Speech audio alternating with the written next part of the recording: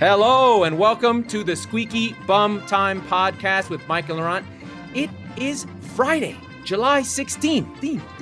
In this episode, we are joined by our good friend, Mr. Chari Bayanker. Yes, that Chari, who's always been our third man, but we haven't discussed. We'll discuss the Fantasy Premier League and how he dragged Laurent's sorry ass to a league title last season. I still drafted Jared Bowen. Fuck off. Sleepers for 2021-22. Perhaps some Brentford lads. Oh, even Tony, my guy. But first, the transfer market is finally picking up. Mike, what new friends do you hope to make this Premier League season? Well, we've already made a few, right? Jadon Sancho has officially, I think, cemented the move to Manchester United. I'm really excited to see him. I know you're probably not because he's going to be wearing the Reds. But some kind of center back in North London would be wonderful. From what I understand, Jules Koundé, I think that's how you say it, from Sevilla, has rejected Spurs. They're like, you don't matter. And Milan Skriniar, also Spurs' top target last year that Levy wouldn't sign, also said thanks, but no thanks. So I have no idea. I mean, everybody else after that, I'm like not that enthralled with, but I want to make friends with the center back and in a lily white shirt. That's really where I'm focused first. There's gonna be a lot going on. We're gonna cover it a lot in the next 30 days or so before the season. Yeah, for sure. But let's kick it to your friend and mine, the Chari man, the Chazza. He's here. He's on the show. Welcome. Chazza, Hey. Chazza. I'm like the fifth column on the inside behind enemy lines. Yeah. Have you noticed Mike and I both have fake stadiums that maybe Mike has been to his? I don't even know which one mine is. It's some stadium nondescript from a country of unknown origin. I do have the Richmond AFC shirt. So this isn't real. It's literally just painted on. It'll probably wash off after I wash it once, but it's the fake team that plays at Crystal Palace from Ted Lasso. So there's that. But Chaz, you are always up on transfers. For some reason, I'll bring up a player. He'll be like, oh, yeah, he's real quality. He's good on the ball. I'm like, how the fuck do you know that? You got to learn a little bit about a lot. And I know a little bit about a lot. Oh, boy. We have to do origin stories. All right, Chaz. How do you know us? Why are we all connected? What shithole did we all work at and die together at? I was hoping you'd bring this up because I have a good story. I wanted to test your memory. So when you guys interviewed me at Tops, we talked about a very crappy, shit English football player. Do you remember, Laurent, who said player was? If it's not George Boyd, then it's nobody. It was not George Boyd. It was your favorite center back, Richard Dunn. Hey! The all-time leader in red cards and own goals in the Premier League. Yes, I remember thinking, yeah. I interviewed at Tops, and all we talked about was Richard Dunn for half an hour. That was like the Twilight Zone. Did I talk about Richard Dunn? I didn't even know anything about Richard Dunn. You were a nightmare. You were a nightmare to interview with. I hated it. You know who I killed? Ian. Shout out. One day Ian will be on the show and his face will be bigger than his whole face. I hammered him so bad. Because you knew Bramwich loved him anyway. No. Because he was like, oh, yeah, I do social media, blah, blah. I'm social. I'm like, yeah, I know. It doesn't drive any traffic, so it's kind of pointless, really. I was right until we found a YouTuber. Anyway, Chari, who are you excited about in the transfer window that could come to the Premier League? It seems like there are two leagues of the top five that are literally on fire. So France is falling apart. They have a broken TV deal that they had a deal. Now Canal Plus owns it, but they're basically falling apart because BN fell apart because of the pandemic. And Spain apparently has a salary cap that nobody knew about that apparently they're enforcing all of a sudden. So do we see a mass exodus to England where literally all the best players in the world go to England? Well, I mean, it seems like what's going to happen is all the teams that wanted their big money signings, they've kind of done their business, right? We knew the Sancho signing was in the mix. We knew that was going to happen. I feel like from now to the season, or even from when the season starts to when the transfer window closes, you're going to see this crazy rush of deals, right? Like nothing's in the mix now, and all of a sudden you'll see like, oh, these 10 teams sign guys. I think it's just going to be like a crazy mad dash. You got to do your business soon. I like to do my business early. The teams that do their deals in June, July, those are the teams that get their guys bedded in and do better. I hate the last minute shit. I hate it so much. Mike, Well, who do you need for Spurs? No, seriously, I mentioned in the open a center back badly. Although I am really, really in love with the idea of Danny Ings as the striker up top. We tweeted it a few times over the course of the last week or so. Having what we've talked about it all the time, Harry Kane dropping deep and having Ings be that guy that stays up there, I think that could be really, really interesting. Big if he can stay healthy, of course. But I think that he could be a sneaky, smart signing. But again, realistically, if Spurs don't sign a center back with any sort of talent, they're going to be mid-table again. So I'm really not too concerned with that. But so the thing to me with Danny Ings and Spurs, I just don't think you'll get Ings and Kane. They'll get Ings if they lose. And they'll sell Kane. Yeah. You won't get both at the same time. I think that's fair. Up to a full season now. What's that? Do you think Ings can play a full season without getting hurt? Yes, but I mean, well, the weird thing is my definition of a full season and Southampton's definition of a full season are two totally different things. Because when you said that, I went, yeah, he only has to play once a week. And I'm like, no, shit. Wait, that's a full season for Southampton. Right. That's sort of the exactly. The bonus of this Europa Conference nonsense is that Kane's not going to play twice a week. All of our top players are not going to play. And you're going to have, let's say Dele Alli is going to get every opportunity to prove himself. Here's the thing that I worry about. Nuno, the first season with Wolves, he played 11 guys. They played every week. No one else played. And that's what Mourinho did with Spurs. If he's going to try and do that again because there's a quality and depth problem, you're going to run into the same problems again unless, there's depth. I think the issue with Spurs is depth, right? Like Kane shouldn't be playing 37 games or shouldn't be playing 50 games a year. He should be playing 30 in the Prem and then the big games. And you shouldn't be having problems in the fucking Europa Conference until way down the line. I thought that was the issue. No, we shouldn't have any problems, right? But no, I think that you won't see him in those conference games, just like you didn't see him in the Europa League group stage early on. Do you need him in the FA Cup until February? No. Right. So, I mean, I would use him through Christmas. Where you really have to get smart, though, is in the holiday period. Right. You can't play him. I don't care what the number is at the end of the season, but I agree it's not 38. But at the same time, you have to say, okay, whoa. We're playing 6 games between December 17th and January 1st. Maybe he's not going to play 6 games. We're all going to Brentford on the 28th to see City play. That's the rumor. Right. I'm going. I'm like never done anything crazy like this. I'm taking Aveline. I'm going to fucking England at Christmas. Excellent. I'm going to drag her around. And if I lose her in a crowd, I'll just cry for the next 30 years like it's Hillsborough. So and then bring it up in the press all the time. Anytime something happens, like it's Justice the worst for the Aveline. Who? You know what? They died. Big deal. Come at me, Liverpool. You fucking scouse cunts. Anyway, welcome they covered it up. So they covered it up. It's not a big deal. But we do have on the agenda. Chari, tell the world how crap I am as a co-manager of a fantasy for Premier League team that we're starting this week, and you can get a hold of from inside our group here. We're advertising for our fantasy league. It's right over here. There it is. Mike's getting ready, so I don't even know how to get to it yet. We're already fighting about it. It's been in the same place for the last 3 years. Do I need a new team? I don't know what's happening. It's all set up, Laurent. It's exactly the same. Should I get relegated? You can relegate me. I'll go to the relegation. So there's a couple of changes this year, right? So we added a few different folks. We went from a 10-team league last year to 8, and I love the championship. I'm happy to be relegated. So there's a chance that if I'll start relegated.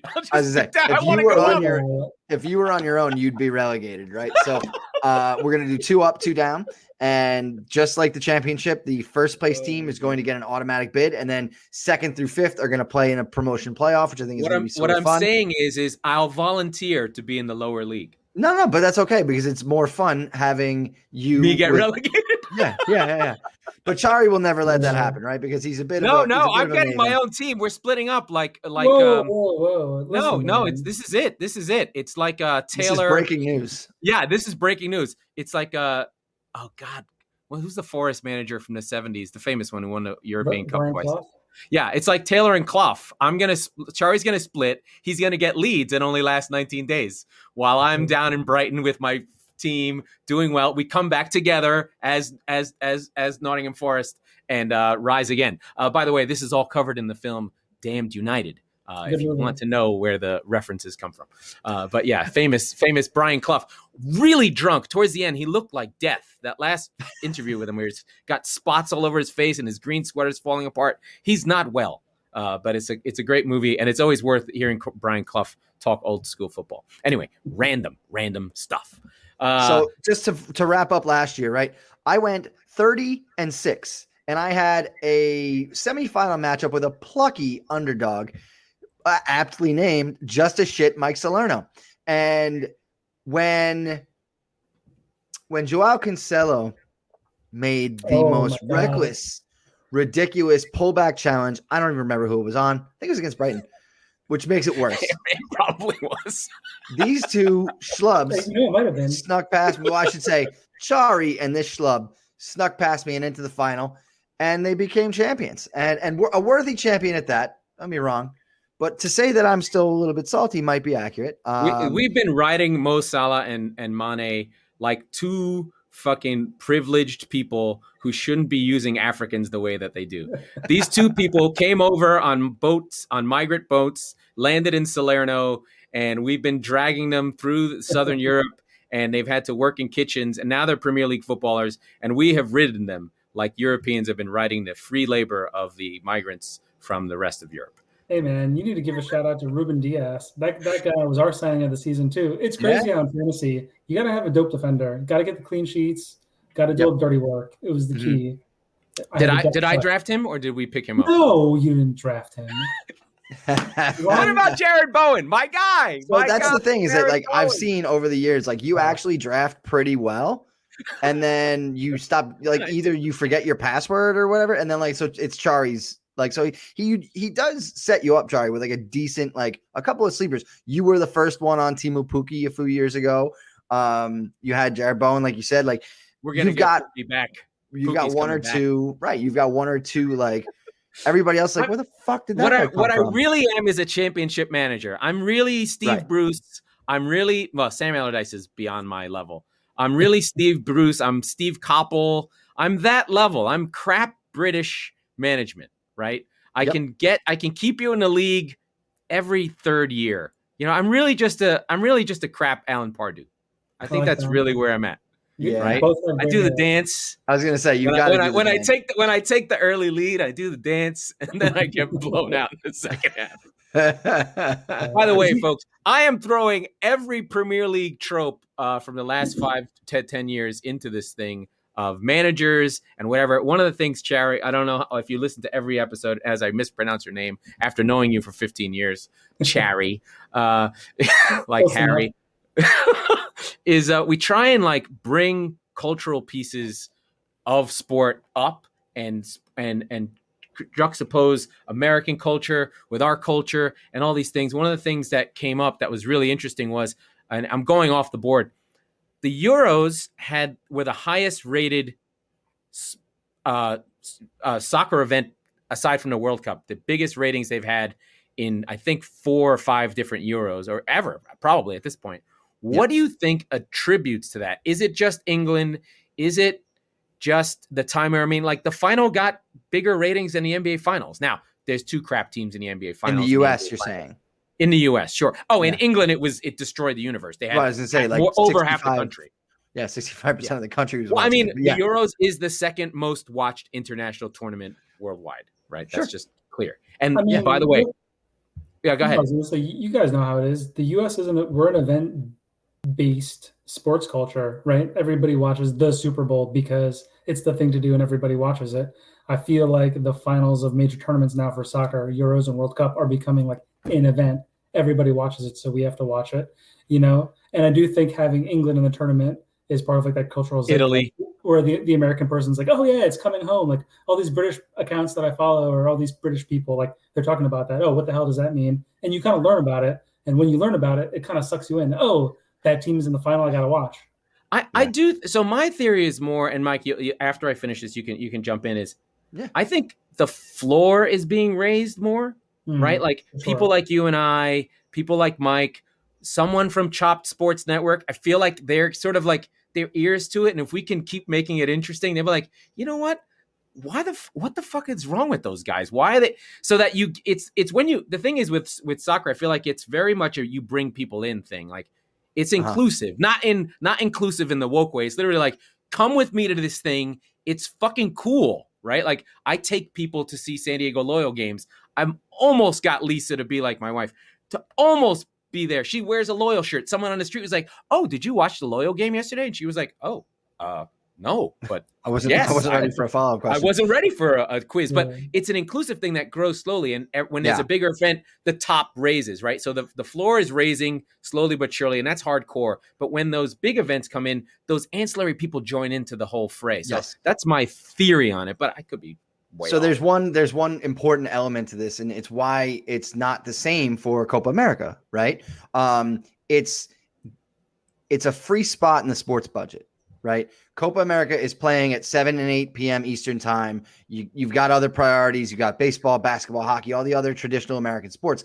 But football and in the Premier League generally is weekend afternoons and mornings. Right. So that's easy. And these big events are early afternoon for the most part. How easy is it on the East Coast to take your lunch and be like, oh shit, you know what? That game was actually super fun. Fuck work. I'm going to watch the second half. Right. Like, so that's kind of where I think you've got that perfect storm where it's not, and it's another reason in addition to the quality and all that stuff, why I'll never get into MLS. I have 10 different things I could be doing before I'm watching an MLS game. Whereas I'll spend all morning and half of the afternoon watching Premier League. And I'm like, nope, I'm good.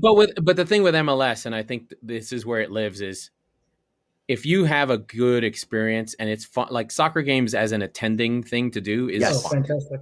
Yep. Right. So even if you're in New York, I mean, I'm sure you don't go to Orlando games, but you could go and it would be fun. Oh, absolutely. I've had literally anytime somebody sees me wearing a Tottenham shirt, which by the way, I'm wearing right now from World Soccer Shop, our good friends there. Plug. But yeah, I mean, it's anytime I'm wearing anything Premier League where they're like, oh, do you watch Orlando City? I'm like, no, thank you. Like I'm sure, like, you're right. I've never been there, but it does look like it's a super fun time and all that stuff. And they don't take themselves too seriously and it's fine, but there it is. It's just, you should go. They're good. No, I know. That's what I mean. Like, I don't want to, you know, that's kind of where it comes down for me where, I don't mean to downplay or reduce the value of it for anybody else who enjoys it. I'm just like, hey, you know, it's kind of not my thing. But whereas I'd rather watch Premier League, Serie A, which my new Salernitana in it, or Salernitana, I'm still working on that part. You know, it's easier, right? Even with college football at noon on Saturdays, I find an ability to kind of juggle them for like that big 12:30 game. So I don't know. I think that's a tremendous factor in the growth, at least of the Premier League in the U.S. And hopefully, you know, it's helping grow the sport in general. The weird thing, though, I've found is that it's sort of likened to, like, you know, the old trope about like the Stanley Cup. Follow the Stanley Cup. 20 years later, you're going to have a couple of like first round picks, basically, right? Because they're going to grow up with that culture and all that stuff. I feel like we're 15 or so years away still, because basically everybody who's been affected is Laurent's, you know, like you're going to the San Diego Loyal game. I'm going to the bars in the city. Like, so it's like nobody's asking us to be on the U.S. national team, right? So sport just takes, I think sport to grow just takes a really, really long time. Yeah, right? Absolutely. And I learned that, you know, just from City, right? Like City's in the Champions League. It's season 10 and we needed to go through every fucking hurdle and hit our face on it. Boom, boom, boom. And that's one thing that all the coaches say, you know, like you got to suffer, you've got to lose, you've got to lose, you've got to lose. And because of the nature of football, where we don't have the real free agency where you keep your guys. If you want to keep your same fucking 11 guys for 10 years, you can. It's nice. And, you know, the team grows as its own. Chaz, you have to declare fandom. We are saying that you're Arsenal. You have to either accept or deny. Listen, as part of my gift card to World Soccer Shop for finishing third in the Euros prediction tournament. I got some Arsenal gear. Don't worry. There you go. Yes. Got it on sale too. Thank you, World Soccer Chat. Yeah, I mean, listen, I made my decision to support them. I don't think I have like the same like fervor and passion as you guys do for Spurs and City, but I try to watch every game. I try to catch what's going on. Then you're right where we are. We're just idiots. You're more level-headed. You need to listen to the Russell Brand why we watch soccer video. So it'll make you feel cerebral and connected to the earth, and tap into your natural Indian self. So where you're connected to the earth, the Taj Mahal, everything's inside your heart. Your chakras are together. They're aligned, and Arsenal football will come into your heart, and you'll feel good about it. Except they're fucking shit. They're so bad. We love Chari. We would never ask him to do that. Although we're gonna do previews all the way, but let me give you your hot take. Arsenal's good. They're gonna be much better. Okay, how would be worse? They were third in the league in goals against, and defense is what makes your team good. They just have to not have Aubameyang be awful, and they'll be fine. Yeah, I do think they found something at the end of last year with Smith Rowe, and I feel like I've always said this, like it's easier to bring fans in, it's easier to get the support when you have academy guys. So I think them pushing him and Saka, and maybe if they keep some of the other guys they send on loan, like Bullock. And is Martinelli sticking around? Because he scared me a little bit. I think so, as far as I know. I feel like Arsenal is not really doing much, like a few minor moves here and there, but I haven't really seen anything too big for them in the window. Yeah. So you mentioned coming in third with the World Soccer Shop purchase, all that stuff. Who were some of your players of the tournament? Because you had us actually on alert. Some of the guys that we talked about on the show, we were like, Chari said that guy was going to be good. So like Isak from Sweden. I was on that shit, man. You're full of shit. Isak, you gave me Isak on a play, and I watched him once, and I went, oh, Chari's onto something. Holy shit. So who were some of the guys looking back that you were surprised by?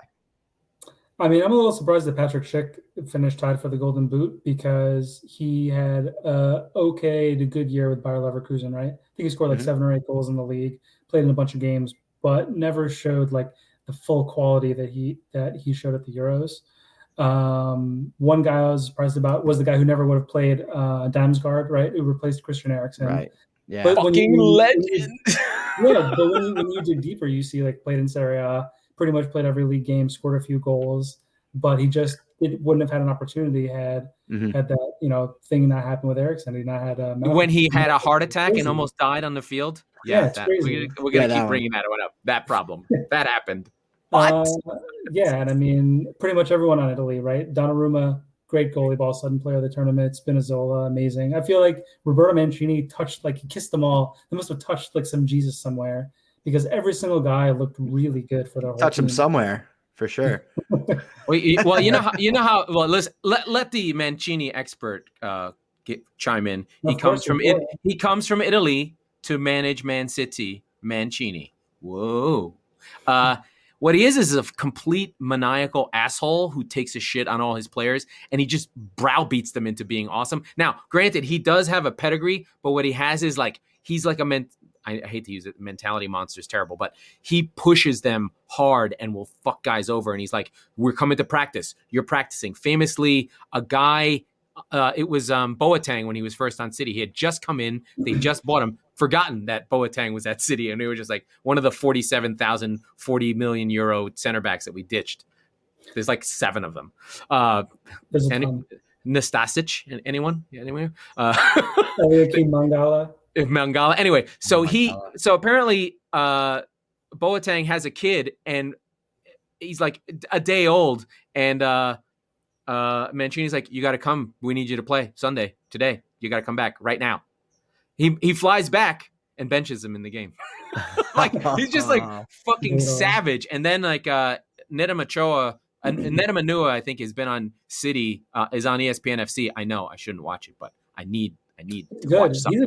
He's a good analyst. He's good, and he just killed like City. He just annihilated him. He's just like Mancini was just like, he sent me to play with the kids, didn't talk to me, made me show up to things, and just totally negged me. He's just like, if you don't have the talent to be the guy who's going to be part of this team, he gives you nothing. Right. And then the other famous one is during the 93-20 QPR game. Apparently, the entire game, he's just cursing at the players. Just like, what the fuck? You He's just hammering them the whole game, the whole time. That's all he does. So he's tough. And I think he would burn out in a club side, which he tends to do. I have Wigan to show for that. You fuck.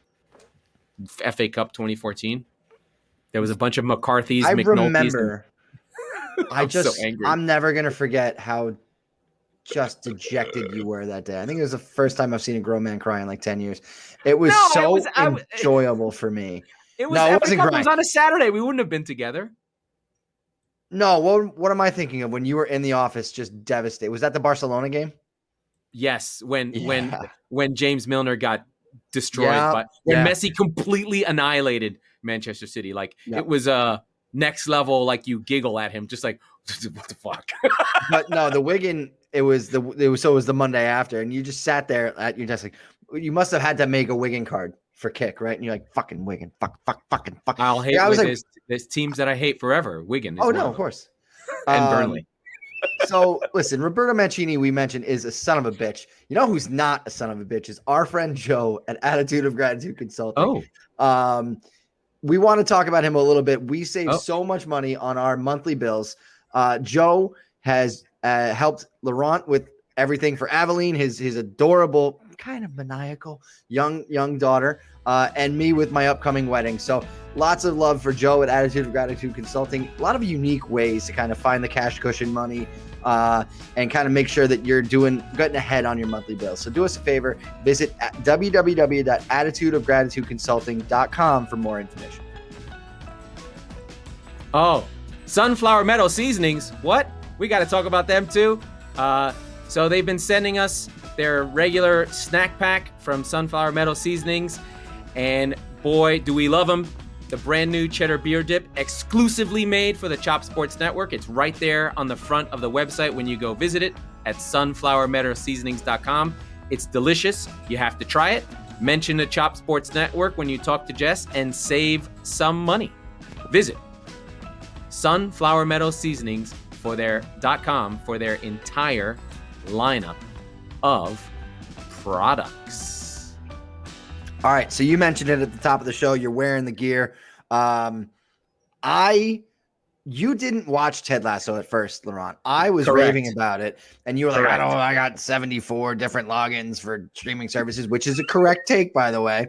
But it became this viral sensation. It's a sports adjacent show, as we've talked about. We're going to break down every episode we're going to have to choose, because it's streaming, right? You could watch all of them in a day if you wanted. But we'll watch it together. No, I'm not doing that with you. But I think we're all big friends and fans of AFC Richmond. We liken ourselves to the Diamond Dogs in the show. So Chari had a question earlier in the show. So I'll pose it to you, Laurent. Who's your favorite minor character in the show? Jamie Todd, because he's such a fucking cunt, isn't he? I'm going to tag all the actors that we pick in this. We're going to clip this and we're going to send it. No, I mean the Mexican dude, Danny. Football is life. Danny Rojas. I mean, football is life. He comes on like a comet, completely changes the mood of the show. Really, for some reason, he looks like he can actually play football, unlike some of the scenes are just a little. The scenes are really bad, but you're right. He actually looks like he was a football player that also is an actor now, right? Right. And he's just that effervescent kind of thing where, he just comes in, football is life, and it just feels good. I mean, the show just is so relentlessly uplifting for a typically miserable fucker like me who really needed it. I mean, it really made a difference. You can almost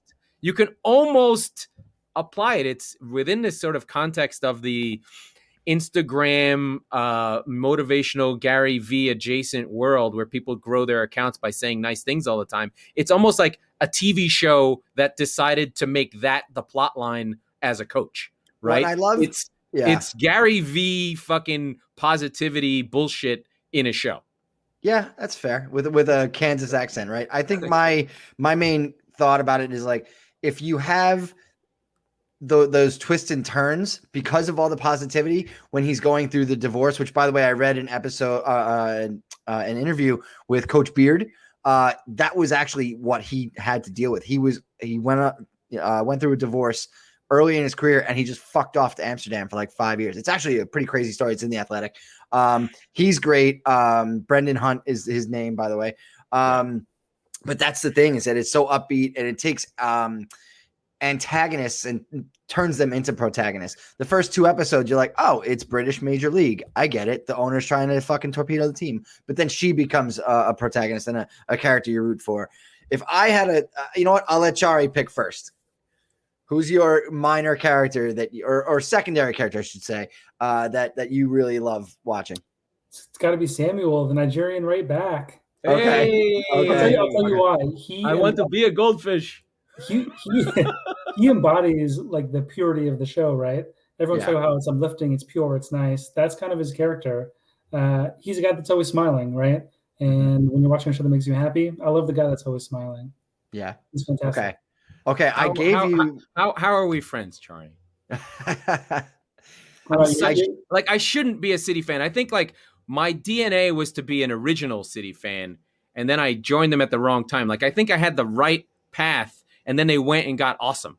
Like I really needed them to be shit. Like I think yeah, but I mean, I declared for them in '96, and then it just lied dormant, sort of like my Jets fandom, which is gonna rise. You have to get that new kit, the Manchester kit, man. I did. I bought it today. Oh, you did? Really? Whoa! I know Laurent's gonna get his bucket hat. He's going to the club. It's about to get wild. We're turning back to club. Did you get it from World Soccer Shop? Just lie, even if you did. Yes, I did get it from World Soccer. Okay, so here's why I gave you first shot, because I wanted you to take mine. I wanted you to have it. Mine is the Indian guy, Nate the Great, man. He's so good. Nick Muhammad in that show is again one of these guys that you can't help but root for. And his it's clear that he's the only one on the staff that has a goddamn idea about football, right? And so he says something that he just takes as normal fact, and Ted just is like, oh my God, that's gospel. Like, you have to be part of the coaching staff. And he's always been shit on. Oh, you got that one? Yeah. It's that's hard. Proper clubbing, man. A proper club kit right there. No. The techno is I can't support that. I can't support the that. lights are dim. You know what, Mike? You don't understand. This pull up the new Tottenham one. It's 89. It's Manchester. You don't understand. It's a thing for me. It's literally being sold to nostalgic men in their mid-40s. Literally, it's you. They nailed it. But no, having Nate kind of be in and around the show and grow into that role has been great. But his second guessing of himself, like when something is, positively thrown his way, and having the players who shit on him all the time now have to look at him as an authority figure, that sort of turn on a dime was great. But he's my pick because he has the best moment for my money in the show, which is the team talk at Goodison Park against Everton. And it's the notes he gives to Ted, and he goes, no, why don't you read it? And he roasts the whole team. I watch that still, and I fall out of my chair. So those the are the moment of the show is I forgive you. Come on, man. That's the moment of the show. No, I know for comedic purposes. I mean, I also like the episode where Ted beats Rupert in the darts game at the bar. That's the same kind of adjacent area, right? When he's getting close to homie. Anyway, we have a couple quick announcements, right? We have the Squeaky Bum Time Twitter channel going across the bottom there. So please register, get involved. If you're just listening to the pod, well, you're just listening to the pod. We'll share the video someplace else. And the Squeaky Bum Time group, where there's lots of hilarity going on. There might be a long conversation regarding someone's things in their pants, but we probably shouldn't talk about that. It's a little bit weird. I don't know what happened there. It was about my spelling, and then it degraded into someplace quickly, else. Very, very quickly. It escalated quickly, like a bad bit that Will Ferrell would do. I also have a concern about this episode of the show. Chari, I know you're a historical reader.